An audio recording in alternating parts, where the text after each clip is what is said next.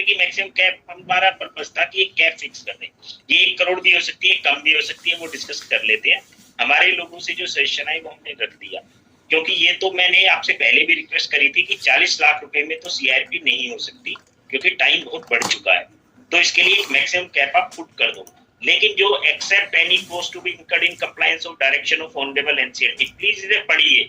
जो भी आप हैं प्लीज इसे आप पढ़िए और इसका मीनिंग समझिए। यानी कि वो कुछ ना कुछ पीछे से रखना चाहते हैं जिसे वो कर दें और फिर बाद में कि मैंने तो जी ये रेजोल्यूशन अप्रूव करवाया था। तो ये एक्सेप्ट के आगे जो है ये हमारा कभी भी डिस्कशन में उनके साथ में सीओसी में डिस्कस नहीं हुआ है, और ये होना भी नहीं चाहिए कि क्योंकि लिटिगेशन है, फिर वही वो ट्रांसफर करा लेंगे, रजिस्ट्री करा लेंगे और फिर सारा पैसा जैसे उन्होंने पहले किया प्लॉट बायर के नाम में जोड़ के दे देंगे। वो हमें नहीं चाहिए। ठीक है, दिस इज माय सजेशन। बाकी हम इसे आगे डिस्कस करते हैं। ठीक है। Next, resolve further that the resolution professional shall obtain prior approval of the CoC before incurring any future expenses beyond the maximum cap of rupees 1 crore to proceed with any steps and engagement including appointment of any professionals। ये जो resolution है ये भी उन्होंने अपनी तरफ से twisted करके बना दिया है। हमारी जो बात हुई थी वो ये हुई थी कि अभी जो मैक्सिमम कैप है वो 1 करोड़ रुपए तक ही रहेगी। यदि आपको फ्यूचर में इसे बढ़ाना है, मान लिया कोई कंटीजेंसी आ जाती है, कुछ आ जाती है, तो इस मैक्सिमम कैप को बढ़ाया जा सकता है। वो भी कब बढ़ाया जा सकता है? जब प्रायर अप्रूवल होगी प्लॉट बायर की। प्लॉट बायर के सामने आप डिस्कस करोगे कि 1 करोड़ से चीजें नहीं हो सकती हैं, मुझे और फंड की जरूरत है, उसके बाद में इस मैक्सिमम कैप को हम बढ़ा सकते हैं। जैसे अभी हमें केवल 40 लाख की जो कैप थी उसे हमें 1 करोड़ रुपए का प्रपोजल हमने रखने के लिए बोला था। तो ये भी हमें चेंज कराना पड़ेगा कि जो आपकी मैक्सिमम कैप है 1 करोड़ रुपए की है, यदि आपको मैक्सिमम कैप बढ़ानी है कभी फ्यूचर में, तो आप प्लॉट बायर के सामने एजेंडा रखोगे, उनसे अप्रूव कराओगे, उसके बाद ही मैक्सिमम कैप इंक्रीज हो सकती है। ये नहीं कि खर्चे में कर लूं, ये कर लूं, वो सब ये लैंग्वेज ट्विस्टेड है, ये नहीं चाहिए, बल्कि बिल्कुल ट्रांसपेरेंट लैंग्वेज होनी चाहिए। ठीक है Suraj ji sir, please. Next is item number B2 to ratify the appointment of professional appointed during the CRP process. जैसा हमने पिछली मीटिंग में ऑब्जेक्ट किया था कि आपने प्रोफेशनल अपॉइंट करते जा रहे हो या कर रहे हो, उसमें किसी की भी प्लॉट बायर से अप्रूवल आज तक इन्होंने नहीं ली है कि मैं इस आदमी का अपॉइंटमेंट कर रहा हूँ, इतनी फीस पे कर रहा हूँ, ये मेरा बजट है, इतनी कोटेशन आई है। तो उन्होंने इसके लिए रेक्टिफिकेशन वो चाहते हैं जिनके उन्होंने अपॉइंटमेंट कर लिए। ठीक है, एक बार सूरज आप जी। Mr. Vinay Kumar Singhal submitted that during the plot buyers meeting, many plot buyers objected to the appointment made and services availed by the RP during the CRP process from the various professionals. So, in this regard, RP apprised that pursuant to the provision of Section 20, the RP appoint and fix the fees of accountants, legal or other professional aids may be necessary for the CRP process and for running the management and of operation of the CD, and such fees will form part of the CRP cost. Pursuant to the objection and suggestion given by the plot buyers, AR suggested to put a resolution for ratification of the appointment professional appointed during the CRP process. So these are the professional who has been appointed and RP has availed the services. इसमें सूरज एक बार clarify कर देते हैं जी। RP की duty है कि वो professional को अपॉइंट कर सकता है जो भी CRP प्रोसेस को स्टार्ट करने के लिए या कंपनी को ऑनगोइंग रखने के लिए, लेकिन ऐसा नहीं है कि वो किसी को भी अपॉइंटमेंट कर दे। उसके लिए प्लॉट बायर की अप्रूवल होनी चाहिए। प्लॉट बायर को बताया जाता है कि मुझे इनका अपॉइंटमेंट करना है और उनकी एक फीस कोटेशन लगा के कि मेरे पास 4 कोटेशन आई है, 5 कोटेशन आई है और उनकी इतनी फीस है, उसे अप्रूव कराना चाहिए जो उन्होंने अभी तक नहीं कराया था। तो इसलिए वो अप्रूव ना करा के रेक्टिफाई करा रहे हैं। रेक्टिफाई के लिए आपकी अप्रूवल डालनी है। आप रिएक्शन कर सूरज प्लीज। जी। So Dev and Dev advocates, Ayush K Jain and associates, Suraj Sharma and company, Asha madam, हाँ जी, Suraj Sharma and company for annual filing on MCA, tax फॉरी consulting corporate consultant and solicitor advocate Ishwar Mohapatra और NCLT appearance and filing thereof and other legal matters, Kartikeya Sharma for appearing in the RERA matter, and this is the resolution. So अभी जो आप table में हम देख रहे हैं, इन सबको अपॉइंटमेंट को रेटिफिकेशन करने के लिए रेजोल्यूशन प्रपोज हुआ है, जिसमें सबकी फीस मेंशन्ड है, जो CIRP कॉस्ट या ऑनगोइंग कॉस्ट का पार्ट जो होगा वो भी मेंशन्ड है।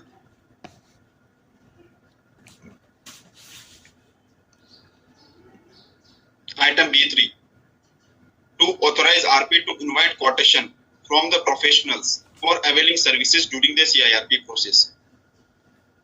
So it is to inform the COC that there are critical matters pending before the departments where representation is required to be given on behalf of the RP as mentioned under.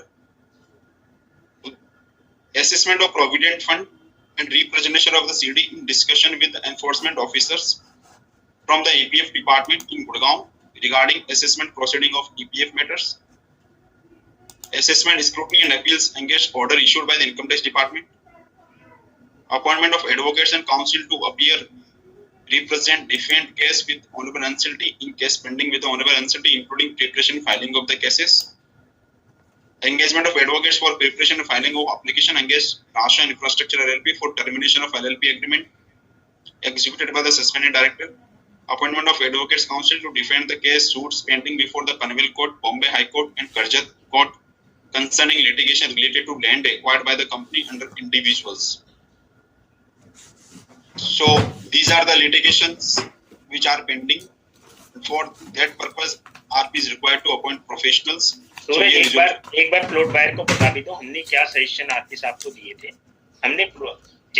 हमने RP साहब से बोला था कि जो भी आपके case चल रहे हैं, जैसे पीएफ डिपार्टमेंट में चल रहा है, ठीक है, उसका हमें बताएं क्या केस चल रहा है, उसका आज की डेट में क्या स्टेटस है, आप बताइए प्लॉट बायर को, किस वकील को आप रखना चाहते हैं और उन्हें कितनी फीस देंगे। ये 4-5 चीजें आप मेंशन करिए जो उन्होंने कहा है कि मैं अभी तो नहीं कर पाया लेकिन हम मोनेटाइज इसे करके देंगे, यानी कि हर चीज। सूरज सुन पा रहे हो ना? जी जी आवाज आ रही है सर आप। तो यदि कोई भी एडवोकेट को आप अपॉइंट करना चाह रहे हो, केवल engagement of advocate for preparation filing of application ration, क्या केस है ये, इसमें क्या स्टेटस है आज की डेट में, जिसे आप अपॉइंट करने, तो आरपी इज ड्यूटी बाउंड आप लोगों को उसकी पूरी पिक्चर देनी, आपको बताना कि भैया ये केस चल रहा है, इसमें आज की डेट में इतनी ये स्टेटस है, कहीं पे नोटिस हुआ है, कहीं पे कुछ भी हुआ है, वो सब आपको अपडेट आनी चाहिए और वो इसी तरह से आना चाहिए था। इस तरह से केवल ये तो एक ब्लैंक सा हो गया, अपॉइंटमेंट ऑफ एडवोकेट और counsel to defend the case और सो अटेंडिंग द क्या कोर्ट पनवेल में क्या केस चल रहा है मुझे ही नहीं पता, मैं एआर हूं मुझे ही नहीं पता, बॉम्बे हाई कोर्ट में चल रहा मुझे ही नहीं पता। मैं आप लोगों को बता रहा हूं कि क्यों पढ़ना जरूरी है, क्या वो भेज रहे हैं, हमें पढ़ना क्यों जरूरी हो गया, हर चीजों में हमें क्यों बात कर रहे हैं। तो उन्होंने बोला कि मैं अभी तो नहीं कर पाया लेकिन अब मैं मिनिटाइज इन्हें कर दूंगा। सूरज यही डिस्कशन हुआ था जी, प्लीज आगे बढ़िए। This is the resolution resolved that pursuant to the provision of section 20 along with the accompanying rules, the RP is hereby authorized to invite quotation from professional advocates and legal counsel for the below mentioned cases. ये सब case की detail है। सूरज ये advocate Sudhir Kalra ये plot buyer है हमारे। हाँ जी sir, Sudhir sir plot buyer है, आप डिस्कशन भी हुआ था एक बार। ठीक है, okay. Resolve further that RP is hereby authorized to invite quotation from professionals and advocates with their technical and financial criteria which shall be presented before the COC for approval. To discuss and approve the interval gap between the two meetings of committee of creditors. So इसमें sir बताना चाहूंगा कि as per regulation 18 सब regulation 1 recent amendment आई है 15 फरवरी 2024 को कि जिसमें दो COC मीटिंग के बीच में 30 दिन से ज्यादा गैप नहीं होना चाहिए, बट ये गैप ज्यादा हो सकता है अगर COC रिजोल्यूशन पास कर दे, बट एटलीस्ट आपको एक मीटिंग हर क्वार्टर में रखनी होगी। So this is the resolution resolve that pursuant to the regulation 18(1) COC is hereby accorded to convene at least one। COC को ये भी बताओ कि ये जो रेगुलेशन आया है ये नया रेगुलेशन आया है, न्यू रेगुलेशन 15 फरवरी 2024 को अमेंडमेंट आई है, ये अभी अमेंडमेंट आई है। अदरवाइज आपका ऑब्जेक्शन ये भी हो सकता है ना प्लॉट बायर का कि अभी तक ऐसा क्यों नहीं हुआ, ये पहले क्यों नहीं होती थी। बिल्कुल हाँ जी ठीक है, पहले प्रोविजन नहीं था ये कोई भी time interval of the COC meeting, अभी 15 फरवरी 2024 में अमेंडमेंट आई है। And RP sir has suggested that considering the present status of the CRP process as approved resolution plan by the COC was filed before the NCLT and is pending for approval. Therefore, it is proposed that COC meeting be held in each quarter with a maximum gap of 90 days between two meetings. तो उनका कहना है कि आप हर quarter में एक meeting रख सकते हैं। इसमें आप 30 दिन से लेके 90 दिन के टाइम में कोई भी गैप आप फिक्स कर सकते हैं। आप कहोगे 40 दिन में करनी है, 45 दिन में करनी है, तो जरूरी नहीं है कि ये 90 दिन का ही हमें रखना, हम कम का भी रख सकते हैं जैसी आप लोगों की अप्रूवल। ठीक है सूरज जी सर। हाँ। और कोई एजेंडा आइटम नहीं है सर, इसमें एजेंडा में यही डिस्कशन है। अब जो है प्लॉट बायर की क्वेरी जिनकी भी है सब 1 to 1 आप ले सकते हो। जी सर। एक मेरे पास में उनका फोन आया था कल, अनुराग सेंसीवार जी का, तो अनुराग जी को सबसे पहले ले लीजिए, उनके हमेशा कंप्लेंट रहती है कि मैं उन्हें नहीं सुनता। प्लीज अनुराग जी को। जी जी सर। अनुराग जी अनम्यूट करिए और कैमरा ऑन करिए अपना, और फिर हम डिस्कस कर लेते हैं। जी अनुराग सर प्लीज अनम्यूट, मैंने कर दिया। हेलो। हाँ जी सर, आवाज आ रही है sir. Thank you sir. Sir मेरे कुछ कॉमन सवाल हैं। कैमरा ऑन कर लीजिए प्लीज। सर कैमरा ऑन है sir. Okay okay okay okay okay okay now it is there. Yes sir, yes sir. Sir मेरे कुछ बेहद कॉमन सवाल हैं जो मैं आपके सामने पढ़ रहा हूं, जिससे टाइम भी बचेगा और ये बहुत सारे लोगों के सवाल हैं और आसानी भी होगी सबको समझने में। तो अनुराग जी मैं पहले भी आपसे कह चुका, आप जो है ये कहा कि ये मेरा सवाल है। हाँ सर मेरा सवाल है, चलिए मेरा सवाल है सर, मुझे इजाजत दो। आप उचित समझे तो मैं आपको ईमेल भी कर दूंगा। बिल्कुल। Sir, the insolvency professional shall place before the committee the operational status of the corporate debtor and shall seek approval for all expense, including the expenditure incurred in running the business of the corporate debtor as going concern, which is a part of insolvency process. 1. Yes, sir. Second, this above means that the cost incurred as an ongoing concern is a part of CIRP cost. Thus, in our case, 1 crore CIRP cost as approved wide resolution plan includes ongoing cost. Means it one second Anurag ji, सूरज एक बार ये regulation खोलना, ongoing cost CIRP cost का तो part नहीं होती। एक बार sir कौन सी regulation पढ़ रहे हो आप? Please. Sir, this above means the cost incurred as an ongoing concern is a part of CIRP cost. Thus, in our case, 1 crore CIRP cost as approved wide resolution plan, जो हमारा resolution plan था जिसमें approve हुई थी, includes the ongoing cost. Sir आप notice पढ़ रहे हो या रेगुलेशन पढ़ रहे हो? सर मैं रेगुलेशन नहीं पढ़ रहा हूं सर, मैं आपको जो मेरा कहना है वो मैं आपको बता रहा हूं। कहां से पढ़ रहे हैं आप? सर मैंने लिखा है उसको पढ़ रहा हूं, so that I don't get disturbed in between. मैं आपको मेल कर दूंगा सारा सब कुछ। Meanwhile, it cannot be deemed separately and burden on COC members. Sir ये जो ongoing concern के नाम पे अलग अलग खर्चे आ रहे हैं, it cannot be put as a burden on the COC members. कुछ मेरे सवाल हैं जो मैं आपके सामने प्रस्तुत कर रहा हूं और मैं चाहूंगा सर आप आरपी साहब से जवाब ले लें, ताकि ये हमारे बीच में जो चल रहा है वो खत्म हो सके और एक प्रोसेस इजी ऑनगोइंग वे में जा सके। चलो अनुराग जी एक चीज को तो हम क्लेरिफाई करते हैं। हाँ। एक बार तुम भी रेगुलेशन चेक करना। There are 2 type of cost, CRP cost is different and ongoing cost is different. ठीक है सर। ठीक है, ऑनगोइंग नहीं, एज पर जो आईबीसी की जो जितनी मुझे नॉलेज है उसमें ऑनगोइंग कॉस्ट जो है वो सीआरपी कॉस्ट में नहीं आती है। सर देख लेंगे सर, आपके साथ बैठ के देख लेंगे, यदि हम गलत हैं तो कोई बात नहीं। रेगुलेशन पढ़ लेते, कहीं कोई कंफ्यूजन होगा तो खत्म हो जाएगा। ठीक है, हाँ वो खत्म कर लेंगे सर, वो चेंज हो तो बताओ। बिल्कुल। नाउ क्वेश्चन नहीं कोई चेंज नहीं है सर, बैठ के जो सर किताबी है वो तो किताबी है, उसको तो हम भी चेंज नहीं कर सकते, जो रेगुलेशन है वो तो रेगुलेशन है। आगे बताइए। हाँ सर, अब अपन मेमोरेंडम की तरफ जाते हैं जहां पे पेज 54 ऑफ रेजोल्यूशन प्लान है, patwari fard of the concern agriculture parcel. जो रेजोल्यूशन आपको लास्ट टाइम भी मैंने शेयर किया था सर, जहां पे 1 लाख रुपए उन्होंने 60 एकड़ के आसपास की जमीन के 60 लाख रुपए लगाए हैं। इसकी पिछले 5 साल की पटवारी से फर्द लाई जा सकती है, जिसकी कोई खास कॉस्ट नहीं है, 10-20 रुपए 50 रुपए है, इससे ज्यादा कोई कॉस्ट नहीं है। और हमारे एम्प्लॉयज यदि वहां काम कर रहे हैं तो it is a minimal expense, वो जाके ला सकते हैं। इसमें हमें कोई अपना एडवोकेट नहीं लेना, इसमें हमें कुछ नहीं करना। And things will be clear कि यदि वहां पे एग्रीकल्चर होता है या नहीं होता है। सेकंड, करजत के जो एम्प्लॉयज हैं को सीआईआरपी से पहले कौन तनख्वाह दे रहा था और कितनी मिलती थी, उसकी एक ब्लैक एंड व्हाइट में हमें पिक्चर चाहिए। नहीं तो अनुराग जी इसमें मेरा एक सजेशन है। हाँ जी। हम इनसे 2 चीज बनवाते हैं कि इसमें से जो एम्प्लॉय आप दिखा रहे हैं इसमें प्री सीआरपी कितने थे, हाँ जी, तो क्या सैलरी आप दे रहे थे, हाँ, और आपने नए कितने अपॉइंट किए हैं, यदि कोई किया है तो हमें क्लेरिफाई कीजिए। बिल्कुल। और यदि सर पहले थे तो उनकी सर पहले थे तो उनको किस तरीके से पेमेंट हो रही थी और कितनी हो रही थी?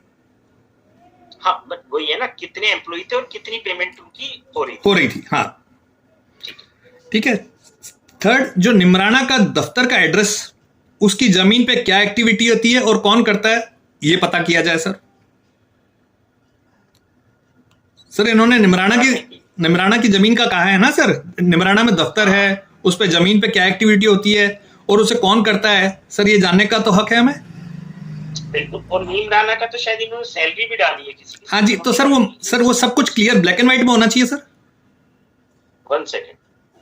नीमराना में सैलरी डाली है सिक्योरिटी एम्प्लॉय 2 नंबर नीमराना 20,000 रुपए, ऑफिस एक्सपेंसेस 5,000। हाँ जी सर, ऑफिस का एड्रेस समझ गया मैं आपकी बात। सर जयपुर में चौथा पॉइंट जो सबसे इंपॉर्टेंट है उन प्लॉट होल्डर्स के लिए, जयपुर में कितने प्लॉट आरपी साहब के पास सीधे पोजीशन में हैं आज की डेट में? ओके। पांचवा, करजत में कितनी जमीन आरपी साहब के सीधे पोजीशन में है आज की डेट में और उसकी डिटेल, यानी कि कंपनी के नाम में कितनी है। एग्जैक्टली मतलब आरपी साहब जब ही होंगे ना सर, जब आरपी साहब तो कंपनी है बेसिकली, उनके पास कंपनी के पास क्या है, आरपी साहब के साहब है वो।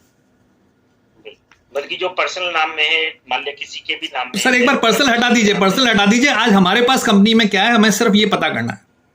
ठीक है। एनए कराने के लिए जो कोई भी इन्होंने एप्लीकेशन लगाई है आरपी साहब ने, उसकी कॉपी शेयर कर दें।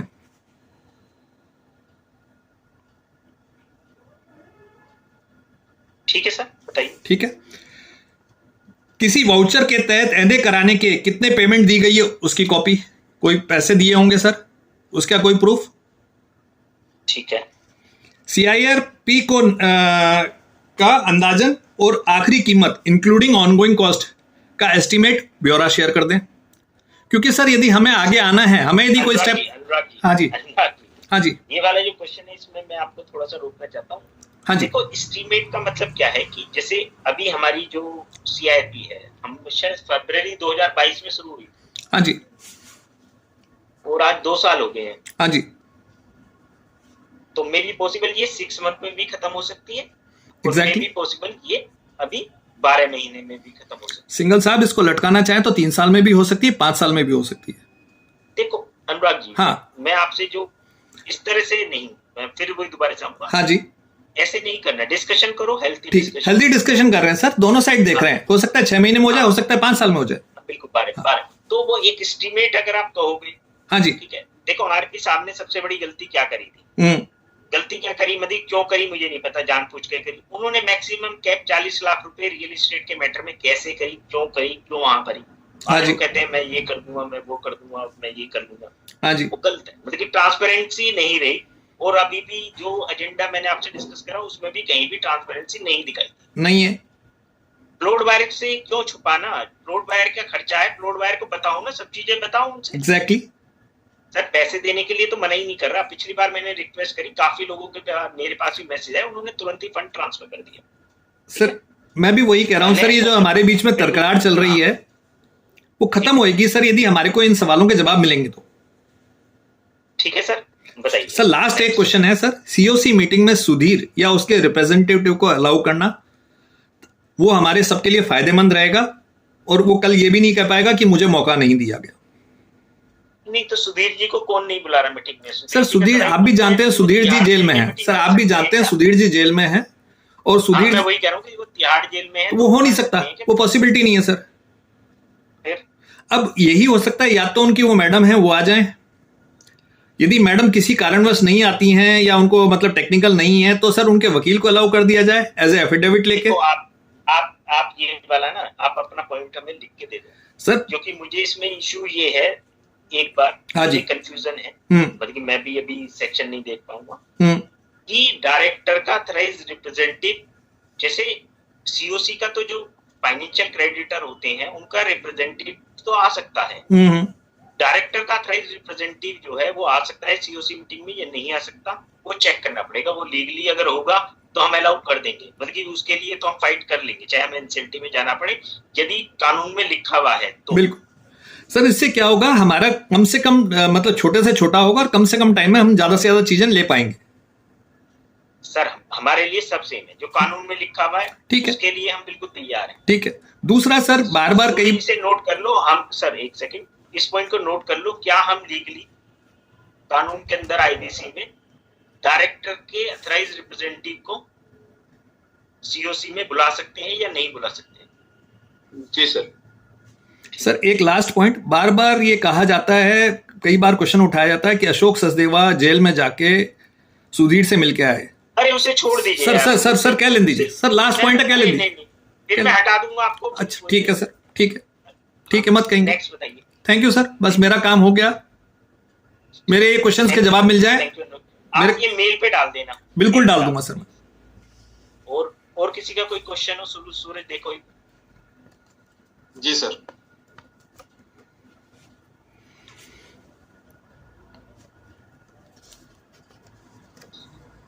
Radhika Sinha. Yes Radhika ma'am, please unmute. Thank you so much, Mr. Singhal. I had a few questions. The first is that as per this addendum, it appears that the RP has already spent 98 lakhs plus 77 lakhs. Is this correct? Yes, ma'am. 98 lakhs is CIRP and 77 lakhs is some ongoing cost. I see. Yes, ma'am. और इसकी जो bifurcation था, पहले हमने जो notice भेजा था उसमें हमने लेके पूरी लिस्ट आपको शेयर कर रखी है, कहाँ पे कितना खर्चा हुआ। So, what is it that the resolution applicant will reimburse? Resolution applicant will reimburse only CIRP cost. तो ये ongoing expense कौन भरेगा? Ongoing cost जो भी होगी वो CIRP cost का, वो CIRP नहीं, ongoing cost जो होगी वो CD को ही bear करनी पड़ेगी। यानी कि CD में कौन है आज की डेट में? प्लॉट बायर है, प्लॉट बायर को ही उनकी cost जाएगी। So are you saying कि अभी हमें और पैसे भरने पड़ेंगे ये 77 lakhs को मीट करने के लिए? नहीं, ongoing cost तो मैडम, अगर ongoing cost कोई चल रही है तो वो तो होगी। I understand, but I'm just trying to, अभी तक हमने पैसे दिए हैं, पहले तो 4th इंस्टॉलमेंट के पैसे दिए, फिर उन्होंने CIRP कॉस्ट के लिए और पैसे मंगवाए, तो ये सारे पैसे तो हम उनको देते जा रहे हैं। अब ये ongoing कॉस्ट का मतलब है वो चलती जाएगी, रुकेगी तो नहीं। तो this also we have to keep funding. जिस दिन रेजुलेशन आ जाएगा और NCLT अप्रूव कर देगी, ठीक है, उसके बाद में मॉनिटरिंग कमेटी बनेगी और फिर जो भी खर्चे होंगे वो प्लॉट बायर को बेयर नहीं करने, वो फिर आरए बेयर करेगा, क्योंकि फिर कंपनी को चलाने की जिम्मेदारी उसकी है। That's right, I see. तो अभी तक we have, just as a qualitative comment, the RP has spent almost 2 crores and we have not achieved anything effectively, apart from Yes. 2 people getting their plots registered in their name. Nobody else has got anything, and we have spent almost 2 crores. I hope people understand what is going on. The second question I have for you, Mr. Singhal, is पिछली meeting में उनसे पूछा गया था कि जो cooperating director है जिसकी बेल हमने अप्रूव की थी because he was cooperating, उनके साथ अग्रीमेंट उन्होंने ट्रांसफर करने के लिए की है कि नहीं? तो आरपी ने कहा था अरे वो तो मैं अभी घर जाके कर दूंगा, वो तो इमीडिएटली हो जाएगी। तो वो हुई है कि नहीं हुई है? Because everybody keeps talking about Sudhir Chauhan, वो जेल में है, लेकिन जो आदमी ऑफिस में उनके बैठे हैं उनके साथ लैंड ट्रांसफर की अग्रीमेंट इफेक्ट हो गई है कि नहीं?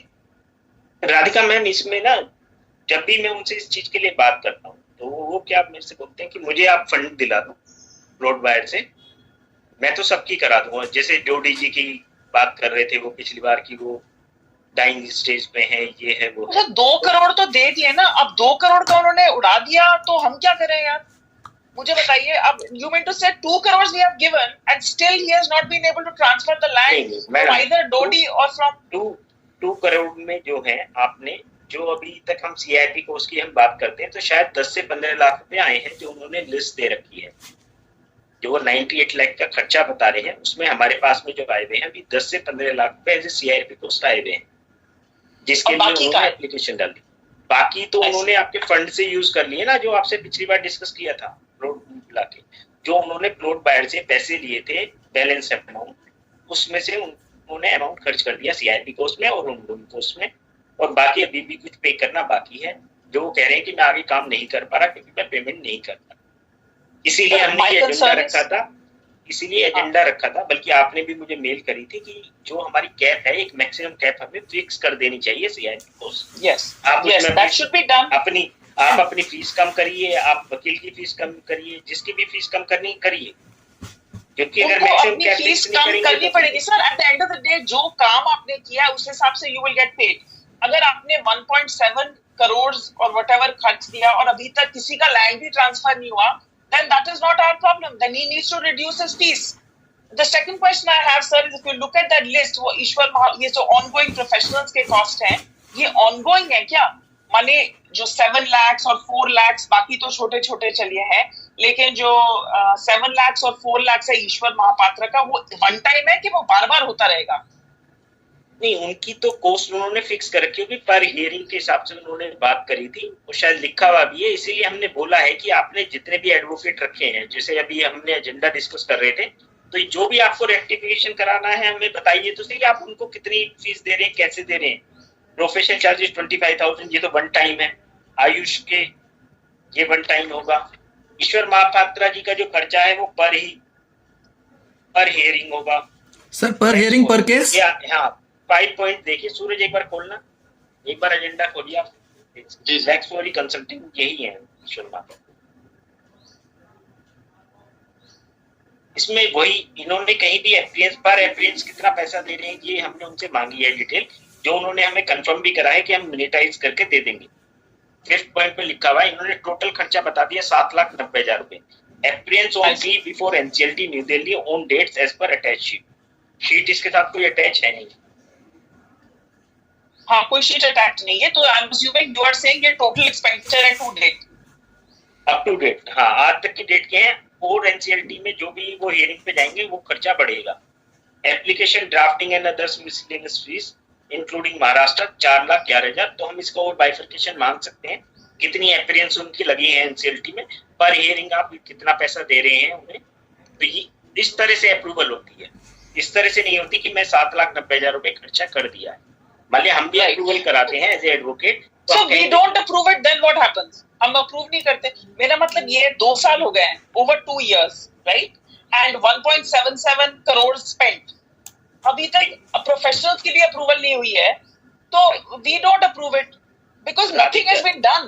देखो राधिका मैम, इसमें ना मेरी केवल एक ही कंसर्न है, जो उन्होंने किया वो चलो जो भी था, लेकिन 40 लाख रुपए में सीआरपी नहीं हो सकती। ठीक है, दिस इज अब हुआ नहीं हुआ क्या हुआ, तो इसीलिए मेरा सजेशन था अगर इस चीज को आगे बढ़ाना है तो कुछ तो करना पड़ेगा ना। ठीक है, आपने 1 करोड़ बोल दिया, मैं आपसे पूछ रहा हूं 98 लाख तो उन्होंने ऑलरेडी खर्च दिया। हाँ, तो वो बताएंगे ना फिर आगे कैसे खर्च करेंगे। हम तो 1 करोड़ रुपए से ऊपर जाएंगे नहीं, आप अपनी फीस कम नहीं, लेकिन सर अगर आप जाएंगे वो कुछ काम करेंगे नहीं, हम जाएंगे नहीं 1 करोड़ से आगे, वो कुछ काम करेंगे नहीं। जो परमेश यादव का लैंड है वो ट्रांसफर नहीं हो रहा, ढूंढी का लैंड ट्रांसफर नहीं हो रहा, आगे वो एनए नहीं हो रहा। उन्होंने अब उनके पास 2 लाख बचे हैं, हम अप्रूवल और देंगे नहीं। 2 लाख तो या तो वो पहली बात तो ये है कि अभी तो जो भी सीआरपी कॉस्ट हमारी हो चुकी है, इसमें लैंड की जो डेवलपमेंट की जो उन्होंने ट्रांसफर की जो कॉस्ट है वो तो बिल्कुल भी आनी नहीं चाहिए, वो तो आरए को पे करनी है। तो आप आरए से एक अंडरटेकिंग ले लीजिए। लेकिन अभी दिक्कत क्या है कि हमारा जो प्लान आया था उसमें भी अभी लीगल इशू आ रहे हैं कि वो हमारा सब्स्टिट्यूशन होगा या नहीं होगा, वो एनसीएलटी ने अभी डिसाइड नहीं किया है। उसकी कब हियरिंग है सर? सूरज एक बार डेट बताओगे उसकी? सर 22 मार्च की हियरिंग। 22 मार्च की हियरिंग, ठीक है। तो सीआरपी कोर्स को यदि नहीं करते या करते हैं वो आप लोगों का डिसीजन है, मैं केवल आप लोगों को बता सकता हूँ। जैसे उन्होंने अभी भी हमने केवल 1 करोड़ रुपए की बात करी, उसके आगे उन्होंने लिख दिया एक्सेप्ट, आपने शायद 3 उस टाइम पे वो तो डिलीट करना है सर, वेरी सिंपल, ये इतनी लंबी लैंग्वेज नहीं है। The maximum amount that can be spent by the RP is 1 crore and no more, and that also that is going to be reimbursed by the RA. It will not be the burden of the COC forever. Simple, एक ही line. और RP साहब के पास में यदि कोई नया RA आता है, मान ली कोर्ट नहीं कर सकती, तो हम सीआरपी कोर्स की बात करेंगे ना, एज पर एक्चुअल दो आप। क्यों 1 करोड़ रुपए की आपने मैक्सिमम कैप आपने अप्रूव करवाई? यदि आपको लग रहा था तो आप 1 करोड़ की जगह आप कहते हैं कि सीआरपी कोस्ट एक्चुअल दो, आरए एक्चुअल क्यों नहीं दे सकता? यस, तो सर आप प्लीज ये फॉलो अप कर लीजिए कि you don't have to pay anything to sign an agreement with Paramesh Yadav and mister colonel Dodi. वो अग्रीमेंट तो साइन कर सकते हैं ना लैंड ट्रांसफर के लिए। मैडम आज की डेट में आरपी साहब से कुछ भी कहो तो वो करते वही हैं जो उनकी मर्जी में आती है, ठीक है। तो सर फिर आप ही बदलिए। मेरा मतलब हमें 2 साल हो गए, हमने 2 करोड़ खर्च दिए एंड वी आर नो मैंने वेयर उनसे anything, we are worse off. सब चीजें तो उनके लिए कॉन्फिडेंशियल है। हमने 2 क्लेम मांगे उनसे, 2 क्लेम हमें भेजिए वेरिफिकेशन करना। मैंने कहा मुझे एक तो विजय नागपाल का क्लेम भेजिए, नागपाल जी भी है मीटिंग में, मुझे वो वेरीफाई करने हैं, ठीक है। मुझे अमित अरोड़ा जी का क्लेम भेजिए, वो मुझे वेरीफाई करना है। अरे वो तो कॉन्फिडेंशियल है। कॉन्फिडेंशियल क्या है? यदि उसमें कहीं दिक्कत है तो हम वेरीफाई तो कर ही सकते हैं ना, प्लॉट बायर से क्या कॉन्फिडेंशियल है? कॉन्फिडेंशियल इसलिए है बिकॉज़ उसमें गड़बड़ है ऑब्वियसली। नहीं anyway we are not against बिल्कुल एनीबडी, उसमें नहीं जा रहे। एनीबडी कुछ किसी प्लॉट से बायर ने कोई मुझे दुश्मनी ऑब्जेक्शन नहीं है। किया, बिल्कुल प्लॉट बायर ने मुझे ऑब्जेक्शन किया। मैंने कहा वेरिफिकेशन मेरे ऑफिस में आ जाइए। भाई मैं ऑफिस में क्यों हूँ? मेरे रिकॉर्ड में नहीं रहेगा ना। आप मुझे कोई पेपर दिखा रहे हैं, आप मुझे मेल पे भेज दीजिए, मेरे रिकॉर्ड में तो है। भाई मैंने उनके पेपर देख के आप लोगों को कुछ कमेंट दे दिए और पता चला वो पेपर क्या है, तो मेरे पास में रिकॉर्ड में जो होगा मेल पे आके तो रिकॉर्डेड है, वो चेंज नहीं हो सकता। राइट, तो सब चीजें कॉन्फिडेंशियल है। तो आप देखिए, क्योंकि अब बहुत जल्द 3 मीटिंग हम इसमें पहले ही कर चुके हैं, तो इसमें जो एजेंडा है अभी मेरा तो मानना ये है कि 1 करोड़ रुपए का आप हम रखवाते हैं, उसे अप्रूव करना नहीं करना वो आप लोग देखिए। जो मेरी सजेशन थे मैं आप लोगों के साथ शेयर कर चुका हूँ, ठीक है। नेक्स्ट सोमेंदर जी ने हाथ उठा रखा है, सोमेंदर जी को दीजिए। और सूरज मैक्सिमम लोगों को आप कवर कीजिए, उनकी बात सुनिए जी। सोमेंदर सर प्लीज। हाँ जी सर, आप अनम्यूट कर लीजिए अपने आप को।